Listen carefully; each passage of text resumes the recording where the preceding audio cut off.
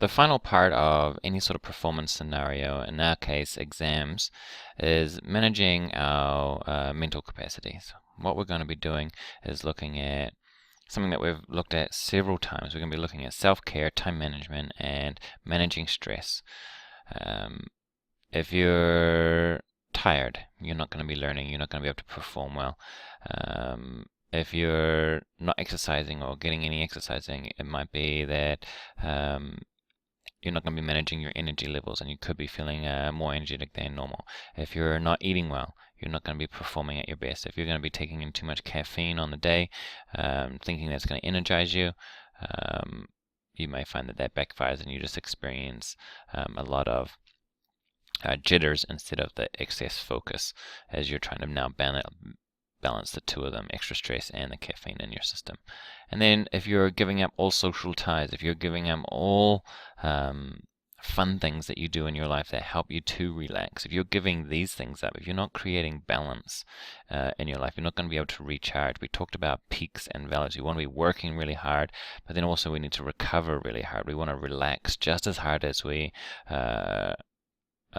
invest in our time. So as hard as we're working, we want to take an hour to really shut down and do what it does to recharge. This is where we gain energy, by recharging ourselves. And that's what that balance does, whatever that may be for you.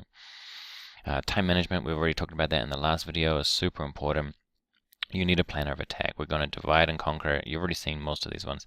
And then start early. If we do these three things, then we're probably going to be helping to manage a lot of this part too. Let's dive into it. We're already giving you the tips on this. There's a few extra strategies that I wanted to look at. Again, deciding when to start using the monthly calendar, we're already encouraging you to do that. Divide and conquer, starting early and a little bit often is going to be the way to do it. Again, it's not the only way to do it in that last video. There are other strategies as well. You can adapt it and make it work for you. Being specific helps us specifically about the task, about preparing and testing, knowing, and then also knowing the actual topic that we're going to be covering that day. Again, becomes incredibly helpful for directing action. Being strategic, which is exactly what you did in that last video, making that monthly schedule. And again, as I just said, relax, taking time for play, doing what it is that you do to unwind will help you then perform even better in the moment.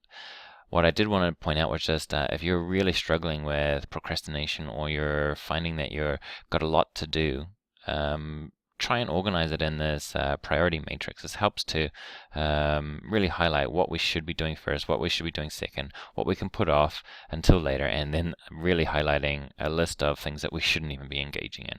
And what we might find, these are the activities that we're procrastinating with because we're not taking action on these ones. What we can do is we organize it by importance and by urgency. If something is really important and really urgent, then we should be doing those things first. We shouldn't be putting those things down in there. If things are not urgent and not important, we should be avoiding them completely. So again, you can go through and really, if this helps, this might be a tool that you can use to really help identify your priorities and just find out, hey, am I doing something? Is this urgent? Is this important? What is important to me today? And then by making that schedule, you've already identified the things that are important to you. If you're not doing them, then you can look at how you can take action and what you can do just to start. Reducing stress is really important because we need a little bit. We need some stress to perform well. What we don't need is we don't need a lot of stress. The higher stress comes up here, the worse our performance is. We need some stress to perform well. It helps us to focus. It helps us to really concentrate on what's important and get into that state of flow. So what we want to do is we want to be in that perfect zone. What we want to do is we want to manage ourselves before, during, and after exams so that we're avoiding this section. We won't want to be up here. So some of the things we can do is to start studying early, which we're doing. Getting a good night's sleep. If we are restful and we are well rested, we're going to perform well, and stress isn't going to take as much toll on the body as it would if we weren't rested. Pay attention to your self-talk. So talking about listening to what you're saying to yourself in these moments. How do you talk to yourself when you're here? It's really hard to focus and say, hey, look, maybe this is all because of stress. In an exam, we might blank out, or we might talking to ourselves negatively, like, oh, I didn't prepare enough, or oh, I don't know, I can't understand this professor, or I don't know what's going to be on the exam. I'm never going to be able to pass this exam. Again, that there can be things that are just going to increase stress. if we can use some sort of self-talk that can help us to calm ourselves down, decrease that stress level so that I'm back here and that I can get back to a focused state. Having a common mantra would be to focus on the task at hand, telling yourself, focus, you can do this. Again, some positive self-talk. Exercise and nutrition, again, incredibly important. If we can use exercise and nutrition to help us to manage stress and our energy levels, it's going to be excellent on the day of the exam and in our build up to it. Identifying stress as something that's helpful for you. Here, a lot of people saying, will think that I didn't need any. I want to have as little stress as possible. But little stress actually has a low performance level. We need some, and we want to encourage the stress. We want to say, hey, this stress is here to charge me up. It's helping me to focus. It's telling me, hey, this thing that you're about to engage in is really important. Let me really rise to this challenge. I am prepared. The stress is here to help me. It's not here to hurt me. And if we can take on that kind of mindset, then we're going to respond differently to that stress. We're going to use it to our advantage instead of to a disadvantage, and where it's going to hurt our performance. Avoiding panic, again, easy to say, but really hard to do. We want to, the best that we can, if we get into a panic state, it's going to be really hard to pull ourselves back up here. So avoiding panic and getting control of some positive self-talk or some other techniques that you can use, using exercise, using a walk, having someone that you can talk to really manage that levels of panic.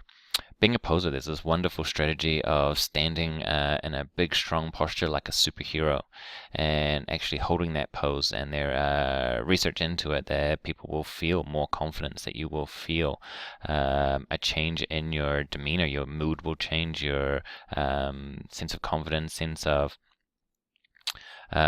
stress levels and panic will slowly decrease and confidence will increase if we can strike a strong powerful pose. I would not recommend doing this in the exam. Maybe doing this by yourself in a private place and then walking into your exam like you're a superhero. It's a great mindset to take on and manage that stress. Monitoring progress. If we're avoiding panic, can be done by monitoring, and that's what we've asked you to do. Create this plan. That's what these 3 videos have been about, to really monitor your plan. Knowing that your midterm is a good indicator if you've done well there and you continued up the work that you've put into this, the effort over the past couple of weeks is what's going to really determine your performance in the end. If you are needing help, do not wait till the last day to ask for help. Really come to us and ask for help as soon as you can. So the major takeaways: know what to study, know how to study, know your exams, how you're going to be tested. It should be it's going to influence how you're studying. It's going to be different. Take care of yourself. Make that plan and learn the ways that you already are incorporating, or learn new ways to manage your stress levels. Excellent. Thank you very much, and all the best on your finals.